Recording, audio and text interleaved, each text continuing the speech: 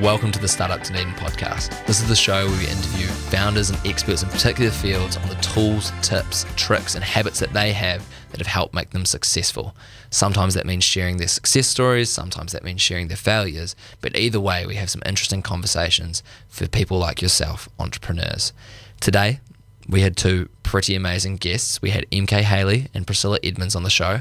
They're touring the country at the moment with a talk on the innovation of the experience economy.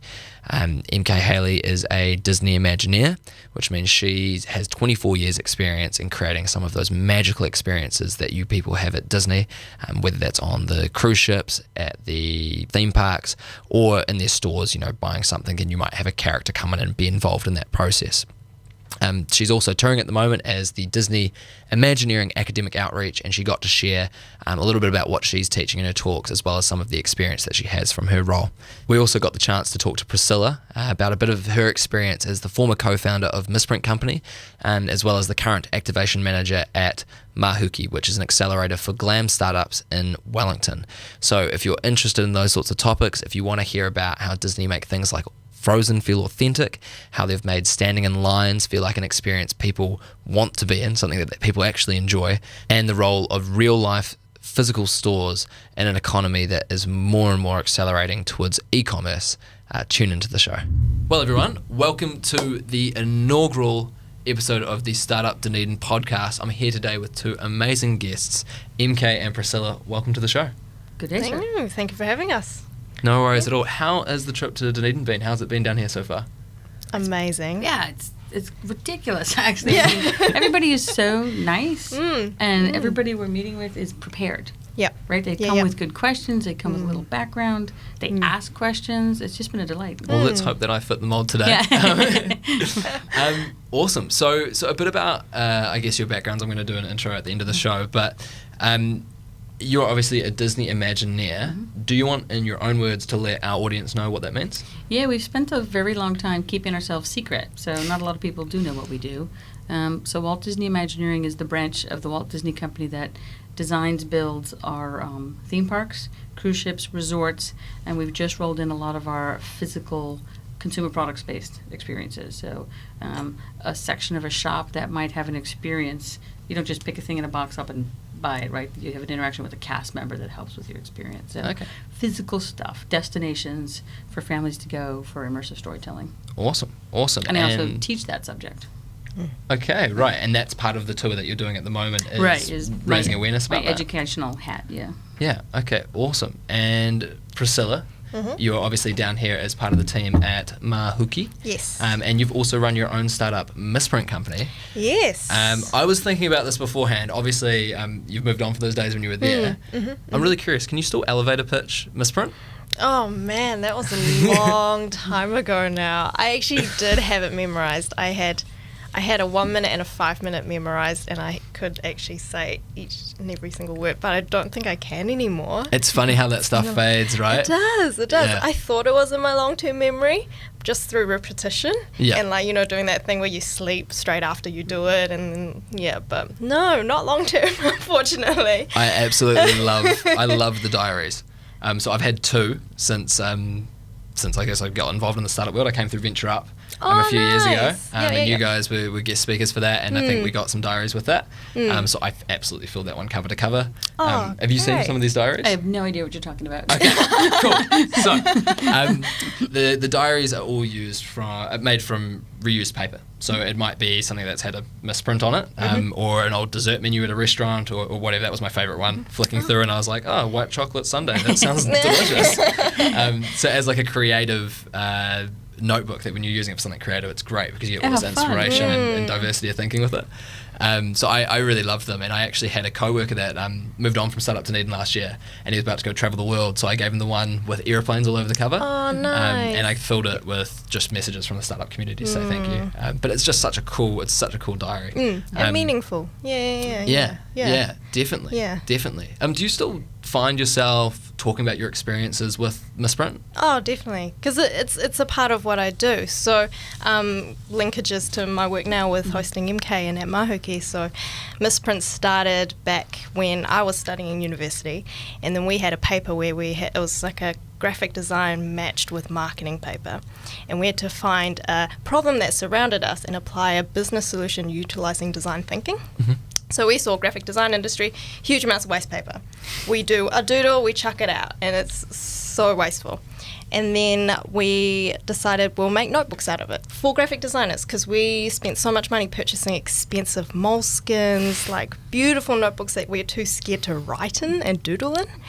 And so we took that waste paper, turned them into notebooks, and sold them on campus, and they sold out. And then we had a lecturer saying, oh, why don't you take it to a craft market? Because back then craft markets were starting to get hot again. And then we did, and that sold out too. So then we incorporated it as a business and went through a business accelerator program, similar to Mahuki. Got some funding, started it, incorporated the business, and then, that was where I got my induction into business, really. 3-month program. And then since Misprint, I then joined the Mahuki team to develop innovations for the museum and culture and heritage sector, and kind of giving back to other early stage business entrepreneurs what I had received and things like that. So cool. Yeah. And so that was Lightning Lab Manufacturing that you're in? Back in 2015. Were there particular parts of Lightning Lab when you went through it that you think back on that you've kind of pulled into the accelerator that you're in now? Yeah, totally. A big part of I think the biggest learning that we had was actually from experts such as MK Haley, and bringing people over that can help you think differently outside of the box, applying different industry knowledge into your business. And so, so excited to be able to bring MK Haley from LA and talk about experience in museums and culture and heritage sector, and giving these entrepreneurs the tools to actually help the sector that they may not have thought of as a potential opportunity to work in. Glam's an interesting sector. I hadn't really read much into it until, of course, Rachel from the Startup Dunedin team went on the accelerator and learned a whole lot about it. Are there kind of common misconceptions or things that people think about glam that aren't necessarily true? Oh, totally. Yeah? Totally. And MK speaks about this in a lot of her talks that she's been doing throughout this tour. Old school, I mean, to be fair, some museums and culture and heritage sectors do stick to that old school framework. The object is the thing, it's behind a glass box, you don't touch it, you respect it. All that truth of the object is a term that's often used for that. But there are many museums doing amazing interactive things, and MK works with a lot of the ones in the States, consulting with them to actually think about the experience, think about the user, the visitor, how they interact with it. Yeah, I'm sure you can speak more to that, actually. I was going to say, is there something that comes to mind in terms of an example? There's a lot of, for different reasons, and sometimes the motivation is, wow, our attendance is down. You know, how do I attract more people in? We recently had some changeover in the American education system called No Child Left Behind, which was not a great policy. The idea was that even the lowest performing students would be catered to, but what that meant was all the resources went to the lowest performing students, and so the middle and higher ones didn't. And field trips were pulled out of the equation. Field trips no longer mattered. And so it took about a year or two before schools scrambled and reimagined, museums reimagined their curriculum to dovetail with this new education. But that rebirth involved a lot of interactive and immersive experiences that directly connected to textbooks, so you could justify coming to it. But again, it was a bit of a scramble in response to dropped attendance. But the universe presumes that they matter, that they have a voice and they can interact with things. And we didn't use it. Like, we would sit and listen to the radio politely. We would sit and listen to television or the theater. And we would clap is one way we interacted, but that was it. Now you can vote on who's going to be on American Idol the next night. Yeah. You can have online forums and conversations. I can impact a lot of the world around me. And that's not only that's not surprising anymore. It's kind of been the norm. And museums especially are responding in kind to those spaces. And changing how they act. I love the concept of GLAM, which is UK, Australia, New Zealand, galleries, libraries, archives, and museums. They're not besties in the US, and I don't know why. That makes so much sense. They all have similar skill sets and similar audiences, and I'm trying now to make that a thing. I'm like, you guys, be friends. Oh, wow. Interesting. I want to riff off of talking about education, and obviously classrooms are a part of that, and setting up spaces for creativity. We work in a co-working space, and I guess I was just wondering, at Disney, do they set up those rooms that you're in a particular way to help be more creative? Yeah, for sure. Yeah? And obviously different project teams have different priorities. Okay. A lot of what we work on is top secret, even internally, and so that means lockdown. Nobody's coming through or cutting through your spaces. Like coded doors sort of thing? We have badges. We move around. Others, it's very important that you collaborate. So a lot of our digital media team who are working on pipeline things, they'll have their desks all set up, stand-up desks, facing the wall in like a little alley in between where they can all see each other at all times. Okay. And that helps facilitate over the course of the day. I'm doing a thing, I'm throwing it to this guy who then does the next level thing with it. So the space facilitates that. Obviously, your machine shop is set up differently. Yeah, totally. Everything has to be well lit, very safe, large safety area around it. But form and function are very closely tied to success. Awesome. So on that collaboration front, I actually heard you in another interview speaking about how making sure everybody's collaborating is key, and you were actually talking about some school kids at the time that were making sure everybody's voice was heard in a group, and how important that is. Disney has 200,000 employees, right? Give or take, yeah. Give or take a few. I mean, Fox merger, there's probably more now, right? Yeah, it's more people now want tickets. yeah, that's true. I wonder if that was a sweetener on the deal.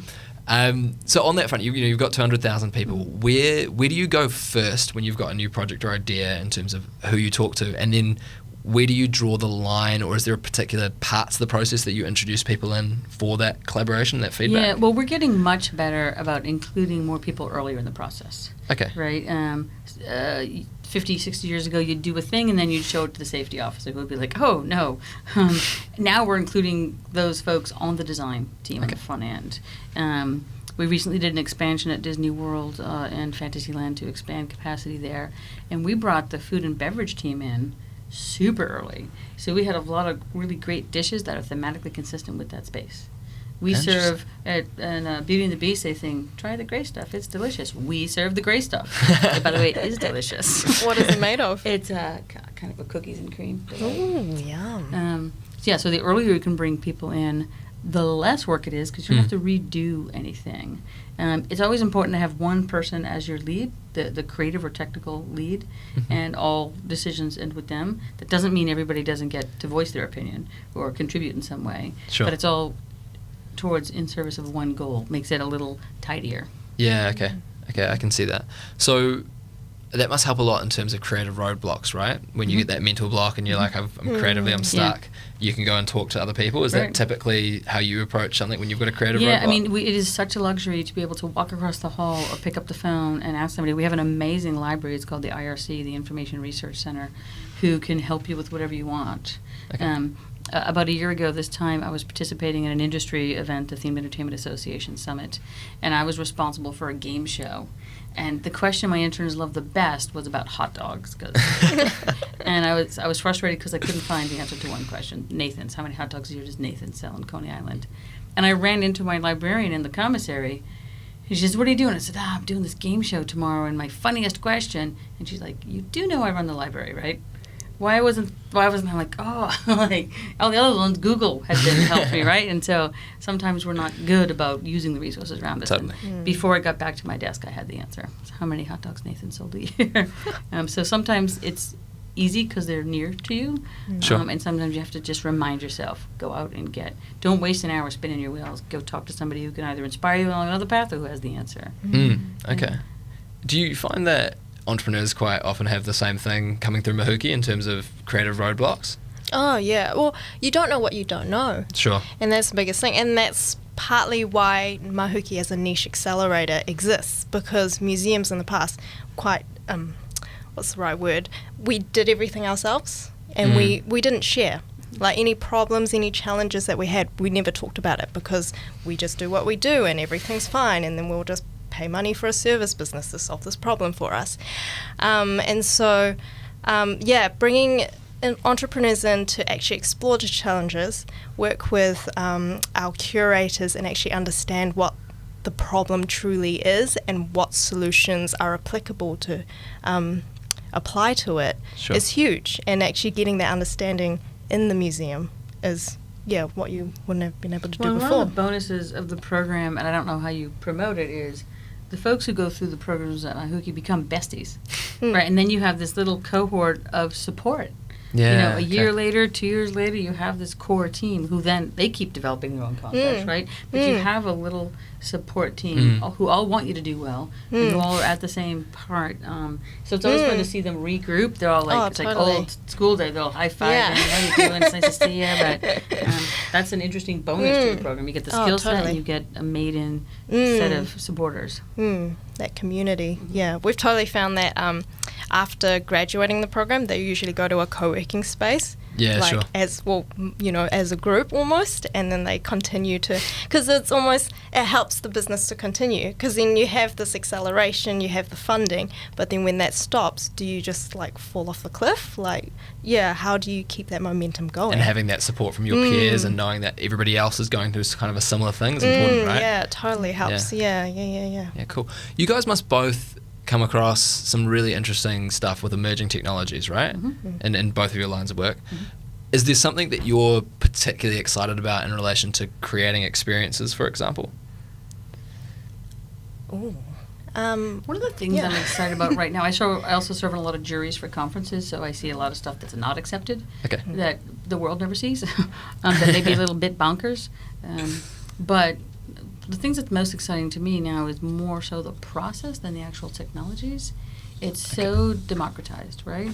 You used to have a studio and an expensive film camera to make a movie, right? Now, I can film a movie on my iPhone. Here we I can are. distribute it on YouTube. Exhibit A, right? And just suddenly... But you need a dummy. Yeah. You have to have a dummy running the show. Suddenly, your voice is amplified in ways it couldn't be before. So the tools to do video and audio editing are becoming more acceptable and cheaper. There are more folks out there willing to help you distribute your stuff. So it's the technology is going to keep doing what the technology does. Yeah, the fact that it's easier to access, work with, edit, and distribute is what's exciting for me. Yeah, but it's always a tool. That's the thing that we always have to remind people. It's the technology is there for you to help you do something, not necessarily the technology is the thing. Yeah, sure. Yeah. So actually the most exciting thing that I've seen in the 3 years of Mahuki's existence is actually the cultural change within the museum for museum staff, actually being more open to exploring new ideas, playing with new technologies that they haven't played with before, and being less risk adverse to actually failure. For things breaking and things not working the way that they expected to, and being more open to almost being a guinea pig in many ways, being more open to working with early stage startups with new technologies that they haven't played with. And I think your guests especially, because they want to matter, they're super eager to beta test your beta test. Like, this is new, it's going to be up for a month, what do you think? Guests aren't disappointed when they break it. They're thrilled that they helped in the design process. 100%. That's something that we talk to our startups about a lot as well. It's like, when you're going out and you're validating, you're talking to customers, and you collect the email addresses at the end of that conversation, because you're going to go back to them and you're going to say, hey, remember when we spoke about that microphone you wanted? I've got it here, do you mind giving me some feedback? And they go, I don't really like green, I wish it was was red. And then you go back to them and say, hey, it's red. They're thrilled, right? Yeah. I'm totally on the same page with that. Thank you for your help. Yeah, that's the big one. Totally. Always be polite, right? I think you mentioned that in one of your talks as well. That was one of the biggest pieces of feedback from the biggest people and driver for return business in retail is simply a polite exchange. Polite cashier, customer service. That's free. It's free to be polite. Why would you not jump on that? Yeah. And it's okay to say you don't know or I don't have that thing for you, but politely, and I'll find out, or I'll figure out why we don't have it or when we'll have it in. Just people want to be respected. Makes all the difference. Makes all the difference, definitely. So you mentioned people at Mahuki being more comfortable about failure and things not going right. Did either of you guys, is there a particular flop or something that you'd worked on for a while that you released that didn't work out very well when you first released it or tested it? Something that comes to mind on that front? This one's more misprint. When we first started, actually, we wanted to mulch the paper down. So we wanted to take all the waste paper, all the swoony shredded bits, mulch it down, make new paper. Turns out in midwinter Wellington, which is quite cold, it takes about 2 weeks to dry one A4 sheet of paper. So it just was not going to work. But in that process, what we found with going dumpster diving for paper was that there were lots of blank sheets of paper being thrown out, or one-sided, or something just scribbled in the corner, totally reusable. So we actually when we first launched, we tested 2 products. We had the mulched paper, new sheets versus the straight up stapled one-sided notebooks. And we found that actually the one-sided with still content on the sheets of paper sold a lot better, because people were like, oh, I can totally doodle all over this because this is discarded paper, versus the kind of more premium feeling recycled mulch Pristine paper. stuff. It had the same effect of the moleskins, which we were trying to avoid. And so we ended up pivoting our business entirely to this new line of one-sided paper that had content on it, like the menus and the things like that. Yeah. Interesting. That's our biggest failure. I sometimes get ahead of myself and get so excited, my brilliant idea. In my teaching, I teach the art and technology of theme entertainment design. I've also taught building virtual world and game design. I wanted to change the grading schema to where instead of A, B, F, right, you had 100 points a semester you could earn. Okay. And 100 was an A, right? And so you started with 0 points. And the idea was you could only move forward. And I was presuming most college-age students at this point are gamers. They understand achievements and unlocking. And psychologically, like at midterm, if you're not doing great, you can only do better. In other scenarios, if you have an F at midterm, you can never do better. Yeah, okay. The world was not ready for this plan because students want to know what their GPA is at all times. And you can't tell them, well, you got 10 out of 10 points on the first assignment. So they're like, no, but I don't have a 10%. I have an A. And especially their parents weren't on board because their parents wanted their GPA. And other faculty are all like, what are you doing? And I just thought it was such a no-brainer. Like, we're going to harness the energy of gamers. You can never do worse. You can only do better, and that'll inspire them to work hard. And some faculty are like, well, in early November, a student can decide they have a B, and that's fine, and do nothing else. I'm like, correct. A student has at every point an opportunity a semester to decide they're done. And so I tried that for 2 years, and that did not work. Didn't fly. The A, B, C, D, 100%, 80% is so ingrained in our culture as to what that means. Even how my grading system does the math on prepping grades to automatically release is reliant on that. So I might have been a little either too optimistic or ahead of my time on that. I think ahead of your time. Gaming methodologies for grades didn't pan out. Oh, interesting. So on that line of validation and feedback, we see it all the time at Startup Dunedin. I'm sure you've seen it in Wellington as well. A lot of startups build a product without validating it first, right? They'll go up and create something. We call it playtesting. Playtesting. Yeah. So they go out, they think this is a great idea. I would love it. Create it, and then hope that the people will come, or the people will enjoy it, or spend way too much money designing a whole lot of products and features without actually speaking to that person first. I'm just curious about at Disney.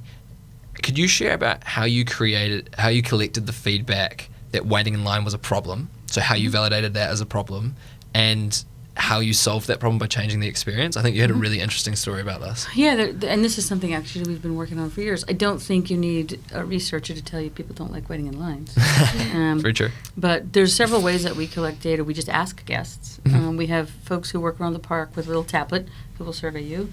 All the guests who stay in our hotels are sent a survey after the fact. Very broad and very general questions, but patterns emerge. And humans don't like waiting in lines, period. And in some ways, there's nothing you can do about that. But we've actually had a few interesting approaches at Magic Kingdom and Disney World in Orlando. The Dumbo ride is one of the most popular rides we have. It's got a lower throughput than some other attractions, so it'll be a longer wait. And so we added a playground.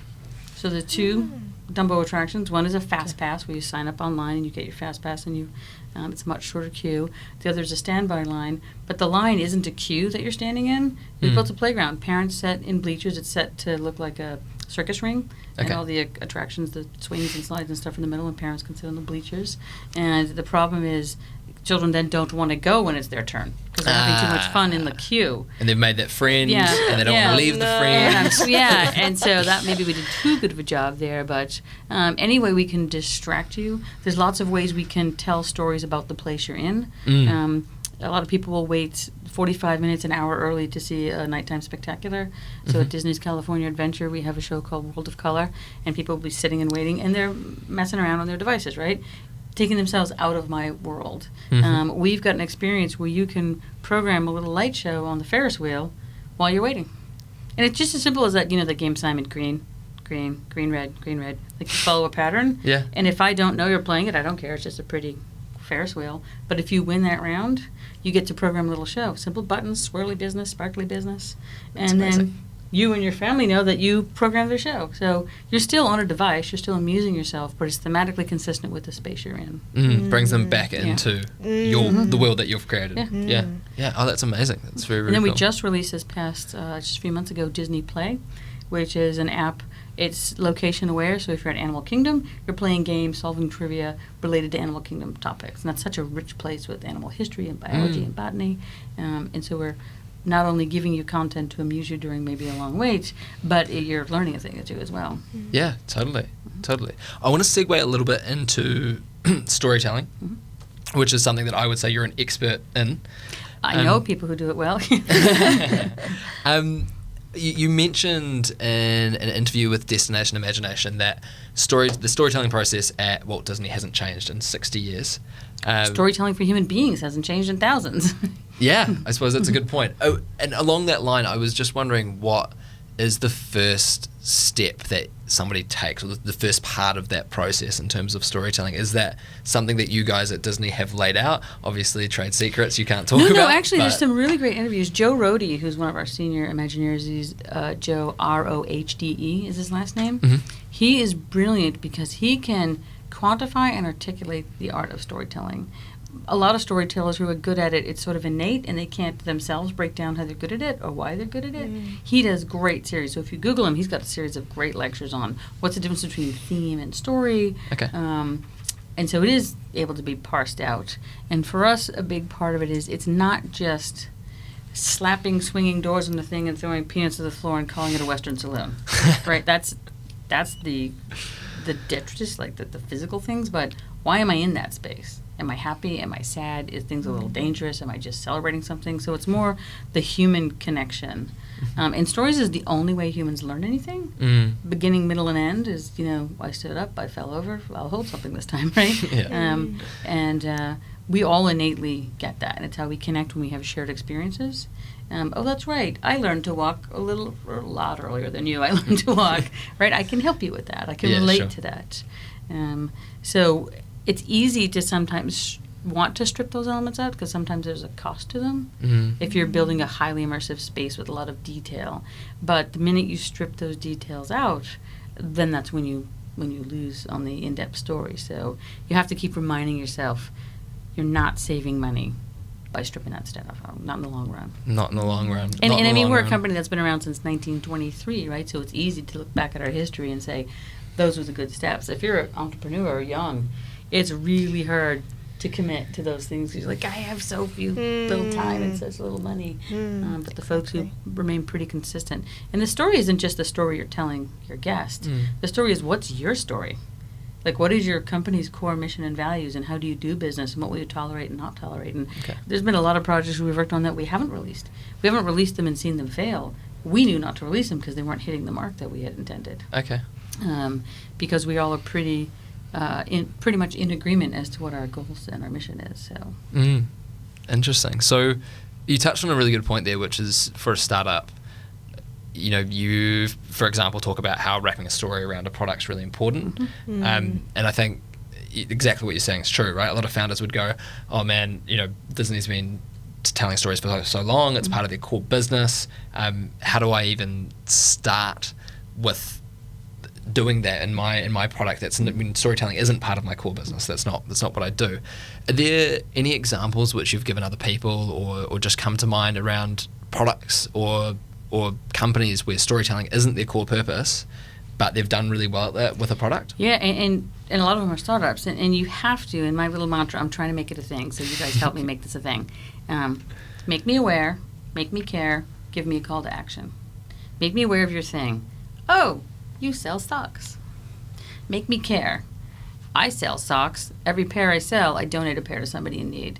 Oh, I care about that. Give me a call to action. You buy my socks, somebody gets a free pair. Okay. So that's a company, it's a company called Bamba. That's a real company. And Tom Shoes, right? That they have wrapped their core mission in a story and value set around what they do that makes me want to participate in that. And Tom's is interesting. They're a shoe company. buy a shoe, they donate a shoe. And accidentally what they did was put cobblers out of business. So they were negatively impacting the local villages, and they completely redid their business model. So it's not a one and done, right? It's like constantly keep your eye on the end game, and the end game was support these communities. Yeah. And so sometimes you have to change your mission statement. Yeah. So do you know what changes they made to address that problem? No, I'm going to Google it. Right? Yeah. I was talking to some of their leadership, though, who said, whoops. Like, that was obviously never our intent, was to, in service to one part of the community, harm another part. That was very recent that they made that. I feel like, I feel like I might have read a similar thing. And there might have been something talking about moving production there or some form of the production there to create those well, and there's jobs also and this other service that ways to community. support the local community. I used to love a show called set in Alaska years ago. It was Rob Morrow and Janine Turner. And how does that production company support that little tiny African, Alaskan village that they're filming in? They gave them a firehouse.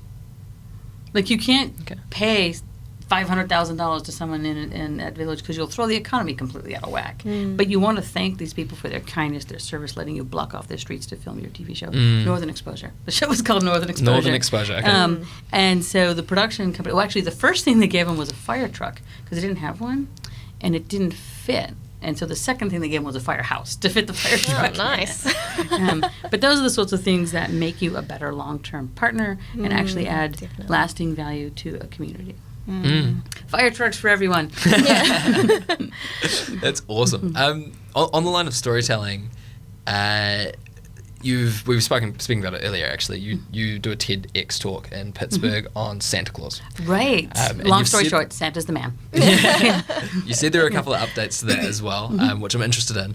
But the other part I was going to ask about that is, you did a brilliant job at reverse engineering Santa's story, right? Yeah. From taking it back from this is where the origin story came from, and this is how it came to be what we know as Santa now.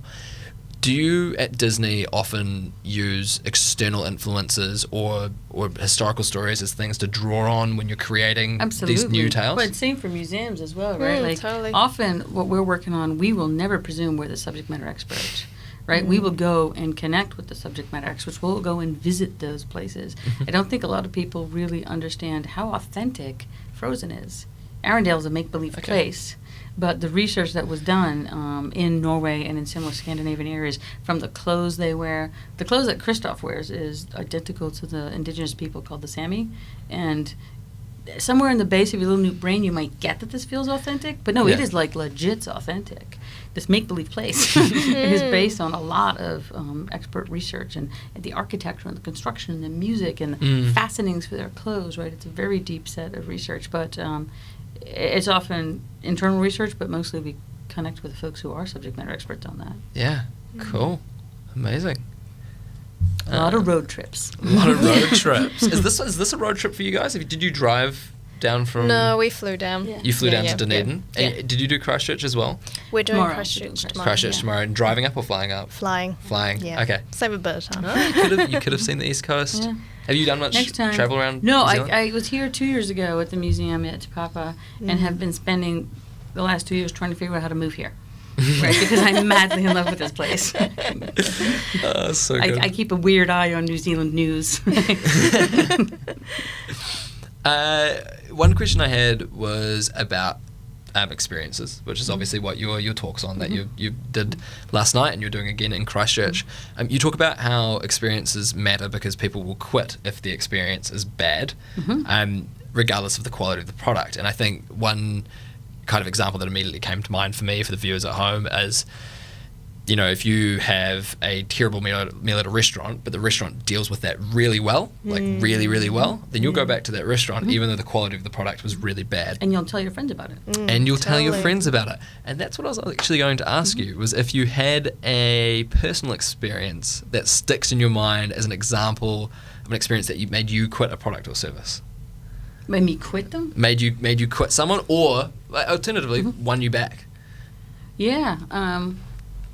All the time, both ways. Right? I mean, and sometimes we feel like our voice doesn't matter because, you know, this Starbucks or whatever I spend $4 on, like, how important is that really if I say, I'm never coming back, how dare you? Yeah. But over the course of my lifetime, that does matter, right? $4 times however many days you drink Times you would have gone there, yeah. But the making it a regular stop because they respect you is a big deal. And every Friday night, years ago, friends and I used to, there's like 16 people on the invite list, but you get like 5 or 6 every week. We would have dinner at the same restaurant in Old Town Pasadena. And they were excited when we showed up because they would just throw stuff on the table. We didn't order off the menu. They were super excited when I didn't show up because I don't like seafood. And so they wouldn't have any, and then I wasn't there and they're like, oh, the fish is coming. And we spent more money than we otherwise would. We tried more dishes. We shared. We ate very family style, which is not what this restaurant did. But we were local friends, right? They changed management, and all the wait staff turned over. And they didn't understand us at all. They're like, you want what? No, we don't do that. And I'm like, okay, this was a lot of money over however many years, and we just walked away. Oh man, that's rough. And we haven't actually found a replacement since. Do you find that there are particular signs before you engage with a new product or service that tells you, I'm going to have a good experience here, or I'm going to have a bad experience here? Red flags, I call those. Yeah, okay. Yeah, and we all do, and we ignore them. Right? We're like, this just feels off. And it's just simply like accessibility. Is it easy to park there? Do they have a website that lists their hours or a phone number? Does a human answer the phone? Those things give you a clue as to what level of service or respect you might presume when you get there. Okay. And then when you get there and it matches, you're like, oh, I knew it. But you kind of ignore those signals. Everybody holds on to that notion of like a hidden gem, right? We're so delightfully optimistic, right? And the other way around as well. Like I don't know that you guys know what Chuck E. Cheese is. It's pretty. Yes. It's pretty. Chuck E. Cheese. It's a thing. It's a pizza parlor with an arcade attached, and it's a big deal for kids to have their birthdays in the States. And it is a filthy, bacteria-ridden sticky fest. But my friend super wanted her birthday there, and she's 29. And so I called, and they said, nope, you have to have kids. You can't go without kids. And I'm like, really? We're 12 adults at noon on a Wednesday. Who are we pushing out? The individual store manager couldn't make that call, but they sent me to corporate, who couldn't have been sweeter. They're like, oh, what a fun idea. How nice of you to arrange this for your friend. And you're right, we could use your business at noon on a Wednesday because little kids aren't having their birthday party that day. And so once I got to the person who could make the decision, and I was super polite the whole time. I wasn't demanding or anything. Like, just trying to make a little girl's dream come true. And they had to figure out how to bill me because adults are actually free in this model. So there was a little bit of finagle in the figures so that I would pay the proper amount. Yeah. But they were so helpful, and I'm like, this place that in my head was a weird place that sticky children went to, I might go back. I might have more adult parties there. It's like the plot of an Undercover Boss episode, right? Exactly, you go upstairs right? and they come and they're like, no, of course we'll accept this business. Just one final question. I think we're about to wrap up here. One of the really cool parts of your talk on the innovation of the experience economy, you referenced some of the cool stuff that's already going on. And one that stood out to me when I was watching the live stream was that Xbox Connect system, which scans someone and allows you to see outfits on yourself without actually having to try them on. It was an amazing piece of technology. Highly recommend that you guys check that talk out online and actually get to see it in action. This is a bit of a loopy one, and it's okay if you've got like an I don't know or another answer to it, but with e-commerce expected to grow to $4.9 trillion US by 2021, what role do you see brick and mortar stores playing, considering 74% of business owners believe that it's going to be an interactive shopping experience is going to be important in their businesses? So brick and mortar needs to be an important part of a longer sequence of events. Okay. And brick and mortar, which is what we call a physical store, is you'll bring me there for unique experiences I can't have anywhere else. Okay. Celebrity events, one of a kind type experiences. I'll premiere or launch things. I mean, look at how many people still wait in line outside Apple stores. Yeah. Even though you can order things online, they make that an experience. But that's just one part of a larger chain. I will still order things online. I will still return things. Maybe technology is going to get easy enough real soon, so I can do that trying on outfit thing in my own home or on my own iPhone. We've right? got that with glasses, right? Yeah, but you still. Yeah. It's just one piece of a larger set of experiences. Yeah. And because people like other people, connecting with other like-minded folks in the store and online, but in the store is really going to be where they matter. Awesome. All right. Well, I think that's all that we've got time for today. But you guys both, thank you very much for coming on the podcast. Thank you. Domi, if you don't mind bringing that over. While I was going through all my research, I stumbled across a US Embassy interview in which you mentioned that you'd tried 2 things in New Zealand that you enjoyed quite a bit. So I've got one of these for each of you. Oh, thank you. Pineapple lumps. They do a number on your fillings, but they're delicious. Pineapple lumps. Yeah, baby. Where did you find this? I managed to grab some just before the show. This is the legendary milk that people fight over. They do fight over it, and I'd hate to say it, I think that's by design. Yeah. Yeah, it's an experience. I call this candy in a cup. Candy in a cup. Beautiful. And on that note, Priscilla, MK, is there anything that you'd like to leave our audience with today? Oh. So you can plug, you can leave them with a message. I like to say that, I mean, this was a short amount of time with delightful folks, but I am always at your service. Call, email, the answer will be, I don't know, I'll find out, or none of your beeswax.